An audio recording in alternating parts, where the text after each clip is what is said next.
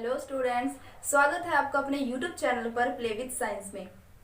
आज हम पढ़ेंगे आपका जो चैप्टर है बहुलक के बारे में बात करेंगे। और बहुलक चैप्टर के जो आपके कई सारे टॉपिक्स हैं वो मैं आपको कंप्लीट करवा चुकी हूँ और ये आपका जो लास्ट वीडियो रहेगा बहुलक चैप्टर का वो आपको ध्यान में रखना है। देखो, अगर मैं बात करती हूँ पीछे वाले जो वीडियोस है, अगर आपको वो वीडियोस देखने हैं तो आप प्लेलिस्ट में जाके मेरे सारे वीडियोस देख सकते हो। और उसके लिए ज़रूरी है कि आप मेरे चैनल को सब्सक्राइब करो और वीडियोस को लाइक करो। तो हम स्टार्ट करते हैं आज का चैप्टर। लास्ट जो हमारा टॉपिक था नायलॉन 6 था। नायलॉन 6 के बारे में मैं आपको बता चुकी थी। उसके अंदर जो हमारी एकलिक इकाई है वो क्या है, आपका कैप्रोलैक्टम। ठीक है, अब हम बात करते हैं नायलॉन 6 का। अगर हम बात करें नायलॉन 6 के बारे में तो अब तक आपको ये याद हो गया होगा, क्योंकि पीछे वाले वीडियोस में मैं नायलॉन 6 के बारे में बहुत बार बता चुकी हूँ। फिर भी आप देख लो, इसके अंदर हमारा फॉर्मूला एक तो होता है हेक्सामेथिलीन डाइएमीन,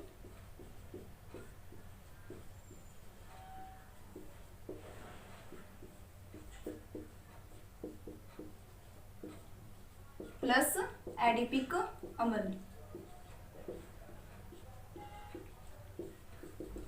हेक्सामेथिलीन डाइएमीन है, सबसे पहले दो एमीन ग्रुप ले लो। नेक्स्ट मेथिलीन के कितने ग्रुप है आपके, 6 हैं। ये आपका बन गया हेक्सामेथिलीन डाइएमीन। एडिपिक अम्ल है तो अम्ल के लिए आपका आ जाएगा COOH, यहाँ पे आ जाएगा CH2 की 4 और ये आ गया आपका COOH। आपको पता है कि यहाँ से आपका एक हाइड्रोजन जाता है और यहाँ से आपका एक OH ग्रुप जाता है। ठीक है, तो आपका जो बहुलक इकाई है वो क्या बन जाएगा, NH CH2 की 6 NH C double bond O CH2 की 4 C।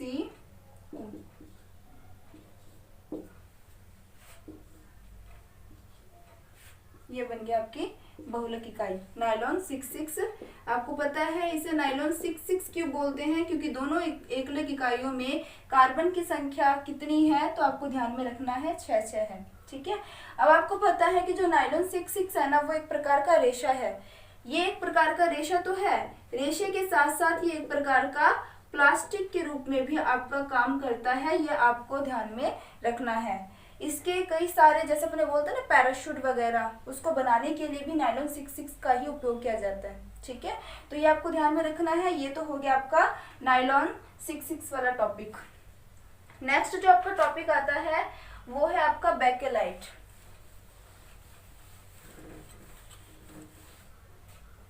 नेक्स्ट टॉपिक है आपका बेकेलाइट।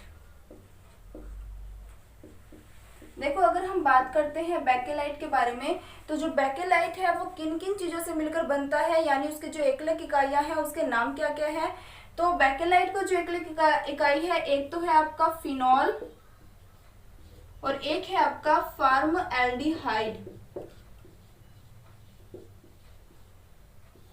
क्या क्या चीज है, एक तो है आपका फिनॉल और एक है आपका फॉर्मएल्डिहाइड। फिनॉल का फॉर्मूला क्या होता है, जब बेंजीन रिंग के ऊपर OH ग्रुप जोड़ देते हैं तो क्या बन जाता है आपका फिनॉल। और जो फॉर्मएल्डिहाइड का फॉर्मूला होता है वो होता है आपका HCHO। क्लियर बात। अब जब हम इन दोनों के बीच रिएक्शन करवाते हैं, इसकी रिएक्शन आपकी क्षार व अम्ल की उपस्थिति में करवाई जाती है। ये आपको ध्यान में रखना है। जैसे इनके बीच रिएक्शन करवाएंगे तो क्या होगा कि ये जो आपका फिनॉल है ये तो ऐसे का ऐसे रह जाएगा और यहाँ पर आपका जुड़ जाएगा CH2OH। क्लियर बात। इसे तो हम बोलते हैं ऑर्थो हाइड्रोक्सी बेंजीन। ठीक है, एक ये भी बनता है,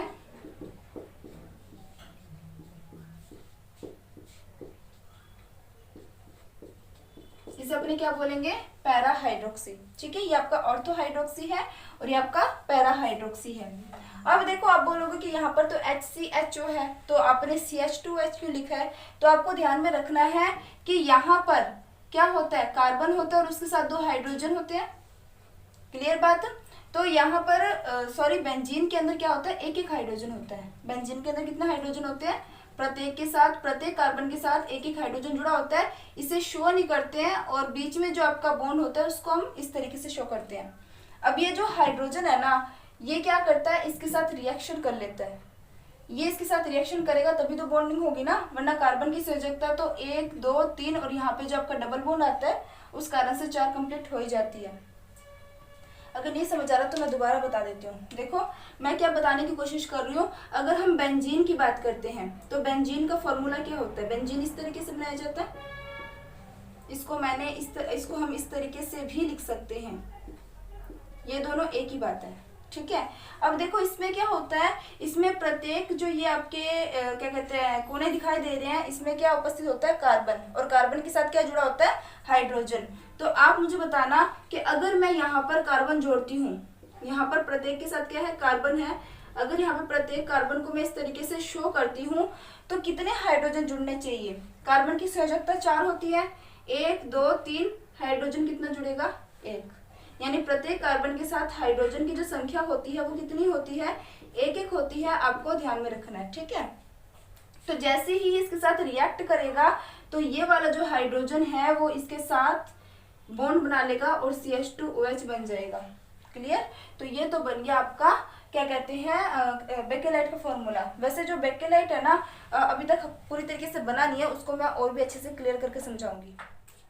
ये तो बन गया आपका ऑर्थो हाइड्रोक्सी बेंजील अल्कोहल और ये बन गया आपका पैरा हाइड्रोक्सी बेंजील अल्कोहल, ठीक है। तो ये तो मैंने आपको ऑर्थो हाइड्रोक्सी और पैरा हाइड्रोक्सी बेंजील अल्कोहल कैसे बनते हैं ये समझा दिया। अब अपने बात करेंगे जो बेकेलाइट, सबसे पहले बात करेंगे कि बेकेलाइट जो है या फिर इसके बहुलीकरण की जो विधि है। सबसे पहले टॉपिक अपना रहेगा बहुलीकरण की विधि। अब इसके बाद आपका टॉपिक क्या है, बहुलीकरण की विधि। अगर अपने बहुलीकरण की विधि की बात करते हैं तो बहुलीकरण की विधि में आपको ध्यान में रखना है कि जो हम फिनॉल और फॉर्मेल्डिहाइड की रिएक्शन करवाते हैं तो उसके रिएक्शन के अंदर ताप का भी बहुत महत्व रहता है, ठीक है। अगर हम उसे कम ताप पर रिएक्शन करवाते हैं तो कम ताप पर रिएक्शन करवाने के बाद जो हमारा रसायन बनता है या जो हमारा यौगिक बनता है वो हमारा यौगिक जो है ताप सुनम्य बनता है और उसे हम बोलते हैं नवोलक। क्या बोलते हैं उसे हम, नवोलक। तो फर्स्ट पॉइंट मैंने आपको क्या बताया कि फिनॉल व फॉर्मल्डिहाइड की अभिक्रिया कम ताप पर करवाने पर नवोलक का निर्माण होता है। ये आपको ध्यान में रखना है, ये आपका इम्पोर्टेंट पॉइंट है, ठीक है। किसका निर्माण होता है, नवोलक का निर्माण होता है। ये जो आपका नवोलक बनता है आपको ध्यान में रखना है, ये ताप सुनम्य होता है। ताप सुनम्य आप समझते हो, तो ताप सुनम्य यानी जिसको आसानी से और बहुत ही जल्दी पिघाल कर दूसरे शेप में बदला जा सकता है। नेक्स्ट अगर अपने बात करते हैं, अगर फिनॉल व फॉर्मल्डिहाइड को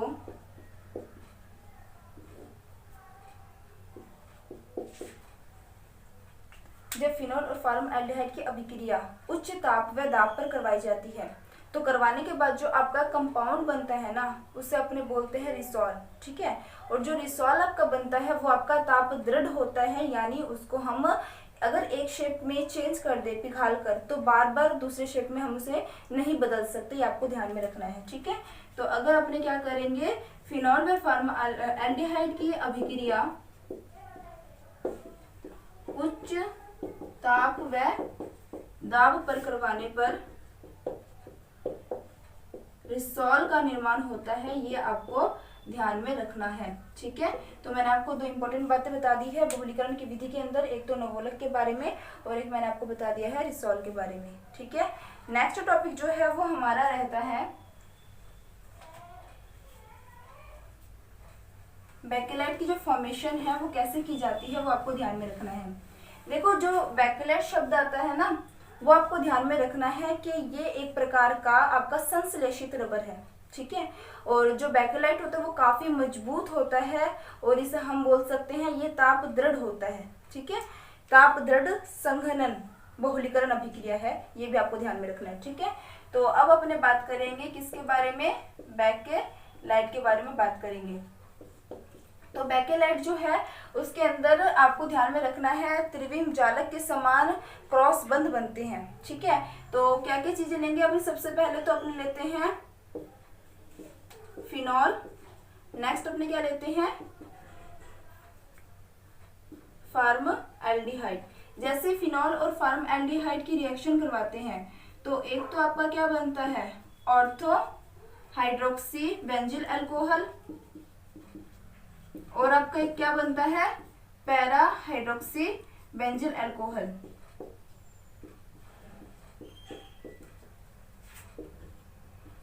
ठीक है, जब हम इन दोनों के बीच रिएक्शन करवाएंगे तो एक तो बन गया आपका ऑर्थो हाइड्रोक्सी बेंजिल अल्कोहल और एक बन गया पैरा हाइड्रोक्सी बेंजिल अल्कोहल। जब हम इन दोनों के बीच रिएक्शन करवाते हैं, किन किन के बीच, तो आपको ध्यान में रखना है, एक तो अपने करवाते हैं ऑर्थो हाइड्रोक्सी बेंजिल अल्कोहल व पैरा हाइड्रोक्सी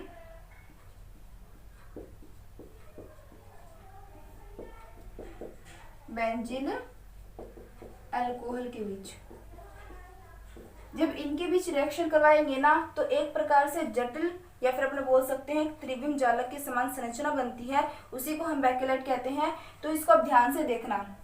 आप सपोज करो कि आपके पास क्या है इस तरीके से, यानी ऑर्थो हाइड्रोक्सी के और पैरा हाइड्रोक्सी के कई सारी एकलिक इकाइयां हैं। ठीक है, अब आपने क्या करने हैं, इन सारी एकलिक इकाइयों को आपस में जोड़ना है। तो यहाँ पर इसको अच्छे से समझना आप लोग।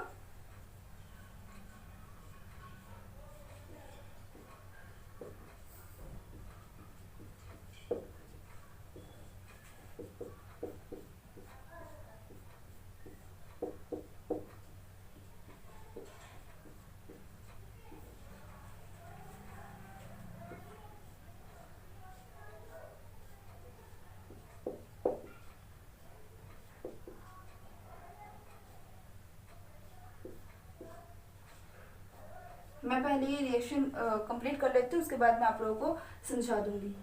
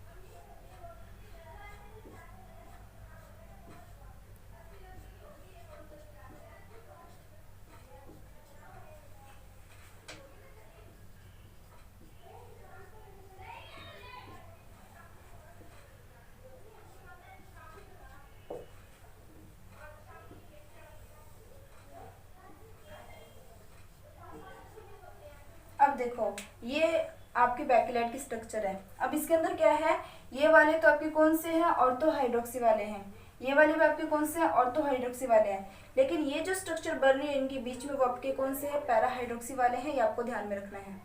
ठीक है, तो 2 मिनट को, कोई कंफ्यूजन नहीं होनी चाहिए। देख लेती हूँ मैं एक बार, चेक कर लेती हूँ इसको।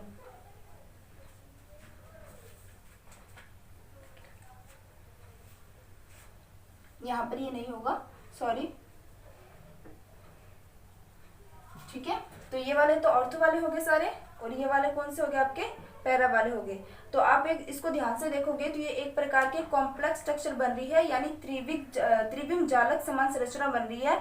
इनके बीच क्या बंध बन रहे हैं, क्रॉस बंध बन रहे हैं। ठीक है, तो ये जो आपका बैकेलाइट होता है इसके स्ट्रक्चर से आपको पता चल रहा है कि कितना कॉम्प्लिकेटेड है, तो इसलिए ये आपका क्या होता है ताप दृढ़ होता है, ये आपको ध्यान में रखना है। और ये जो बैकेलाइट की स्ट्रक्चर है ये भी आपका मोस्ट इंपॉर्टेंट रहता है। ठीक है, तो पूरा जो बैकेलाइट वाला टॉपिक है आई थिंक आपको अच्छे से समझ आ गया होगा।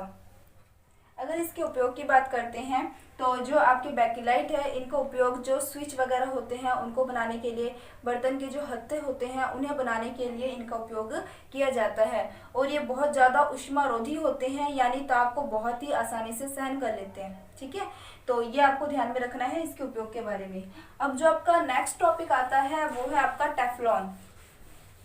टेफ्लॉन नाम से आपको पता चल रहा होगा कि जो आपके न चिपकने वाले बर्तन होते हैं ना, नॉन स्टिकी वाले बर्तन, उसमें इसका उपयोग किया जाता है। ठीक है, अब टेफ्लॉन जो है ये आपको बहुत ही इजी है, आपको बस एथीन का फॉर्मूला याद रखना है।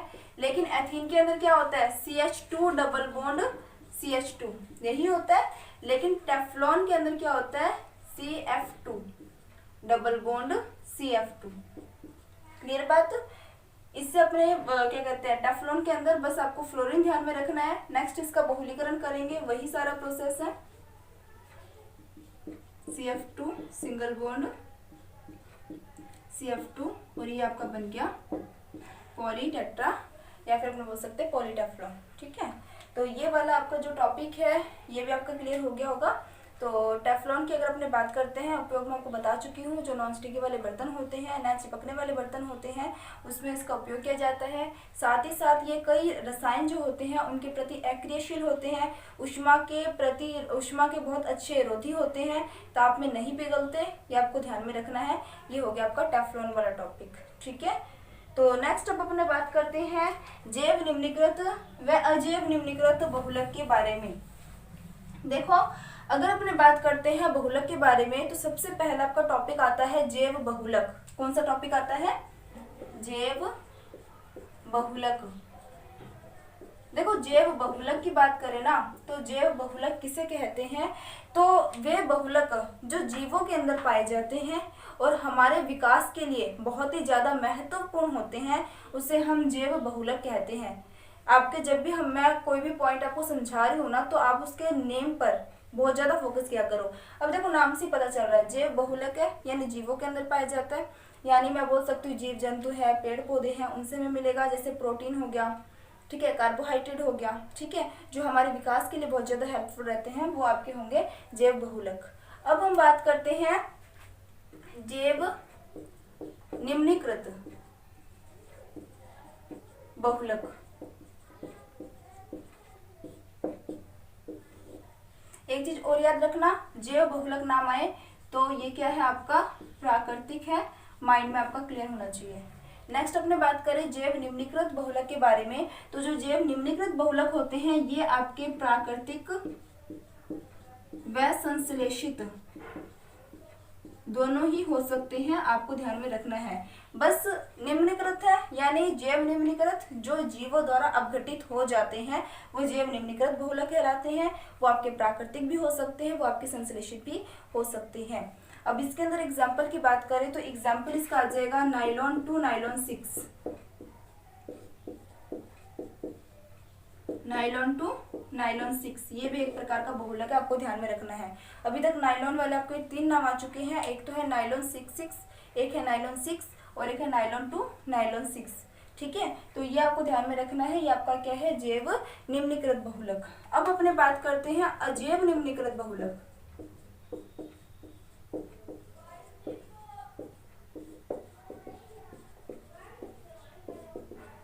तो अजैव निम्नीकृत बहुलक नाम आते ही आपके माइंड में क्लियर हो जाना चाहिए कि ये आपके पूरी तरीके से क्या होते हैं, संश्लेषित होते हैं, यानी मानव द्वारा निर्मित होते हैं। और इसको जो जीव होते हैं, जो जैविक घटक होते हैं, उनके द्वारा नष्ट नहीं किया जाता। अब आपको पता है जब किसी भी चीज को अगर कोई जैविक घटक नष्ट नहीं कर सकता तो वो हमारे पर्यावरण के लिए बहुत ही ज्यादा हार्मफुल रहता है, ये क्लियर होना चाहिए। जैसे प्लास्टिक की थैलियां, प्लास्टिक की थैलियों को जब तक हम नहीं जलाते, ठीक है, तब तक वो नष्ट नहीं होता। चाहे वो आप उसको कितने सालों तक जमीन के अंदर ही भले इसको दबा के रख दो, फिर भी उस पर कोई इफेक्ट नहीं पड़ता। तो वो एक प्रकार का क्या है, अजैव निम्नीकृत बहुलक ही है, जो हमारे लिए बहुत हानिकारक रहता है।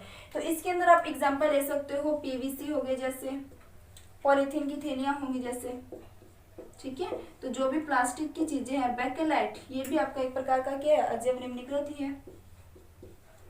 तो ये सारे एग्जाम्पल्स जो है आपको ध्यान में रखना है। अब हम बात करेंगे पॉलीलैक्टिक अम्ल के बारे में। ठीक है, तो लैक्टिक अम्ल का जो फॉर्मूला है वो आपको ध्यान में रखना है। ये आपका इस तरीके से 1 2 3 जो कार्बन है ना, यहाँ पे आपको ऑक्सीजन, यहाँ पे ऑक्सीजन, यहाँ पे डबल बॉन्ड के साथ ऑक्सीजन और दोनों तरफ मैथिल ग्रुप है। ये आपको इस तरीके से ध्यान में रखना है। ठीक है, जो लैक्टिक अम्ल होता है जब इसका बहुलीकरण किया जाता है ना, तो कौन सा चीज बहुलक होता है या कौन सी चीज की रिपीटेशन होती है वो आपको ध्यान में रखना है। सिर्फ जो इतना सा हिस्सा है ना वो रिपीट होता रहता है। देखो इसको, ये आ गया आपका ऑक्सीजन, ये आ गया आपका ऑक्सीजन। क्लियर, यहाँ पे आ गया CH, इसको मैंने इस तरीके से लिख दिया। ये आपका CH3, इसको इस तरीके से लिख दिया। यहाँ पर भी आपका कार्बन है, ये हो गया आपका ऑक्सीजन। उसके बाद दोबारा वही चीज रिपीट हो रहा है, तो इसको मैं पूरे को क्या कर सकती हूँ, ब्रैकेट में बंद करके एन लिख सकती हूँ और ये आपका बन जाता है पॉलीलैक्टिक अम्ल। अब देखो, अगर अपने बात करें लैक्टिक अम्ल के बारे में, तो ये एक प्रकार से अपने बोल सकते हैं ताप सुघट्य होता है। और साथ ही साथ इसका उपयोग कहाँ पर होता है, तो आपको ध्यान में रखना है जो चिकित्सा का क्षेत्र होता है ना, वहाँ पर जो टांके वगैरह लग जाते हैं, जो चोट वगैरह आती है। ठीक है, तो चोट वगैरह आती है, जब बहुत बड़ा ऑपरेशन होता है तो उस टाइम जो टांके वगैरह लगाए जाते हैं ना, तो वो आपके पॉलीलैक्टिक अम्ल के ही लगाए जाते हैं। ये आपको ध्यान में रखना है। ठीक है, नेक्स्ट अपने बात करते हैं पॉलीकैप्रोलैक्टोन के बारे में। पीछे जो हमने नायलॉन 6 पढ़ा था ना, कंफ्यूज मत होना, जो नायलॉन 6 पढ़ा था उसमें हम लैक्टम पढ़ रहे थे, वो हमारा कैप्रोलैक्टम था। ये हमारा लैक्टोन है। वहां पर हम यहाँ पर एमाइड ग्रुप लेके चल रहे थे, यानी NH लेके चल रहे थे, और यहाँ पर हम क्या लेके चल रहे हैं, कीटोन ग्रुप लेके चल रहे हैं, तो इसे अपने क्या बोलेंगे, कैप्रोलैक्टोन। क्लियर यहाँ तक। अब कुछ नहीं करना कि जो आपका इटा कैप्रोलैक्टोन है इसका बहुलीकरण करेंगे, तो अब इसको इसने किस तरीके से शो कर दिया, खोल के शो कर दिया। ये आपका ऑक्सीजन, यहाँ पे जो कार्बन है इसके साथ डबल बॉन्ड, या फिर आप इसको इस तरीके से देखो, ये आपका ऑक्सीजन है। यहाँ पे CH2 के कितने हैं, 1 2 3 4 5, 5 हो गए, तो इसको मैंने इस तरीके से लिख दिया CH2 की 5। और यहाँ पे जो कार्बन है इसके साथ आपका क्या जुड़ा हुआ है, ऑक्सीजन जुड़ा हुआ है, तो इससे अपने क्या बोलेंगे, पॉलीकैप्रोलैक्टोन बोलेंगे। अगर हम पॉलीकैप्रोलैक्टोन की बात करें तो इसका उपयोग कहाँ पर होता है, तो इसका उपयोग होता है जो दवाइयाँ वगैरह बनाई जाती है ना, जो कैप्सूल वगैरह बनाए जाते हैं उसमें इसका उपयोग होता है। ठीक है, इसको अपने ना PCl से भी शो करते हैं, पॉलीकैप्रोलैक्टोन के रूप में। ठीक है, और इसका दवाइयों के रूप में उपयोग किया जाता है। जब दवाइयाँ ली जाती है तो उसके बाद जो इसके बंध होते हैं वो धीरे धीरे क्या होते हैं, टूटने लग जाते हैं, घुलने लग जाते हैं, तो इस तरीके से ये हमारे शरीर में जाके काम करता है। ठीक है, नेक्स्ट अपने बात करते हैं पॉलीग्लाइकोलिक अम्ल के बारे में। तो पॉलीग्लाइकोलिक अम्ल और जो आपका पॉलीलैक्टिक अम्ल है, दोनों के स्ट्रक्चर को अगर आप ध्यान से देखो तो सिर्फ एक ही फर्क है कि 2 मैथिल ग्रुप इसमें कम है। ठीक है, तो अब जो ये आपका ग्लाइकोलिक अम्ल है, जब इसको अपने पॉलीग्लाइकोलिक करेंगे तो इसमें आपका क्या हो जाएगा, वही इसमें अपने बहुलीकरण करवा देंगे, तो ये आपका हो गया ऑक्सीजन, यहाँ पे आ गया आपका CH2, यहाँ पे जो कार्बन है उसके साथ आ गया डबल बॉन्ड ऑक्सीजन, और यही वाला हिस्सा बारी बारी रिपीट हो रहा है, तो मैंने इसको ब्रैकेट में एन करके लिख दिया है। ठीक है, इसका उपयोग भी कहाँ पर किया जाता है, तो इसका उपयोग भी जो टांके वगैरह लगाए जाते हैं चिकित्सा के क्षेत्र में, उसके लिए इसका उपयोग किया जाता है, आपको ध्यान में रखना है। आई थिंक ये वाला जो टॉपिक है वो आपको समझ आ गया होगा।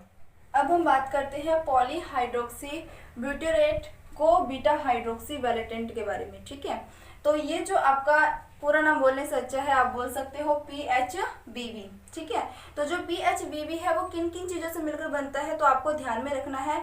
एक तो बनता है ये आपका 3 हाइड्रोक्सी ब्यूटेनोइक अम्ल। ठीक है, इसमें स्ट्रक्चर आप देख सकते हो 1 2 3 4 ब्यूटेनोइक अम्ल है, तो 4 कार्बन आगे, और साथ ही साथ 3 नंबर पे हाइड्रोक्सी ग्रुप है, तो ये आपका 1 2 3 नंबर पे क्या है आपका हाइड्रोक्सी ग्रुप है। क्लियर बात है। ऐसे ही आपका है 3 हाइड्रोक्सी पेंटेनोइक अम्ल के बारे में, तो यह आपका सॉरी यहाँ पे मिस्टेक होगी, 1 2 3 नंबर पे आपका हाइड्रोक्सी ग्रुप है, और यहाँ पर आपका क्या है C2H5, यानी टोटल कार्बन की संख्या कितनी होगी, 5 होगी, तो इसलिए अपने से क्या बोलेंगे 3 हाइड्रोक्सी पेंटेनोइक अम्ल। जब इन दोनों के बीच अपने रिएक्शन करवाते हैं तो रिएक्शन के दौरान क्या होता है, यहाँ से तो बाहर जाएगा आपका हाइड्रोजन। ठीक है, और यहाँ से भी आपका बाहर निकल जाता है हाइड्रोजन। ठीक है, और सॉरी यहाँ से आपको बाहर निकलता है OH। क्या बाहर निकल गया? आपका वाटर का मॉलिक्यूल बाहर निकल गया। ठीक है, यहाँ से H, यहाँ से OH, ऐसे जब इसको जोड़ेंगे तो यहाँ से H, यहाँ से OH बाहर निकलता रहेगा और ये आपस में जुड़ता रहेगा। अब जो आपके क्या कहते हैं एक्स्ट्रा जितने भी ग्रुप बचेंगे ना, वो आपके एल्किल ग्रुप के रूप में बाहर निकल जाएंगे। जितने भी आपके R बचेंगे, अगर आप इसको ध्यान से देखो ना, तो यहाँ पर आपका CH2 है, उसको मैंने शो किससे कर दिया? R से कर दिया। यहाँ पर आ जाएगा CH3। आपको वैलेंसी भी इनकी ध्यान में रखनी है। ये बुक में भी आपके ना कई मिस्टेक्स है, तो यहाँ पर वो मैं आपको सही करके लिख देती हूँ। आपको इस चीज़ का भी खास ध्यान रखना है। ठीक है, तो यहाँ पर इस CH3 को इसने किससे शो कर दिया? R से। अब ऐसे ही जब मैं इसकी रिएक्शन इससे करवाती हूँ, तो यहाँ पर C2H5 का मतलब क्या होता है? एक तो है आपका CH2, एक है आपका CH3, यही चीज़ है। तो जो CH2 है उसको तो हम यहाँ पे इस तरीके से लिख देंगे, लेकिन जो CH3 एक्स्ट्रा बच जाएगा वो आपका किसके रूप में बाहर निकल जाएगा? एल्किल ग्रुप के रूप में बाहर निकल जाएगा। ये आपको ध्यान में रखना है। तो अगर आप इसको ध्यान से देखो कि ये वाला जो पार्ट है ना, इतना इतना पार्ट जो है वो आपका रिपीटेड है, यानी बार बार इसी की पुनरावृत्ति हो रही है, तो इसलिए मैंने इसके आगे ब्रैकेट के नीचे n लगा दिया। आपको ध्यान में रखना है। और ये हमारा क्या बन गया? PHBV।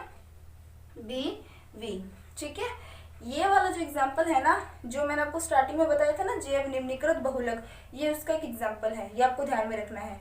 एक और लास्ट आपका बच जाता है नायलॉन 2 नायलॉन 6 के बारे में।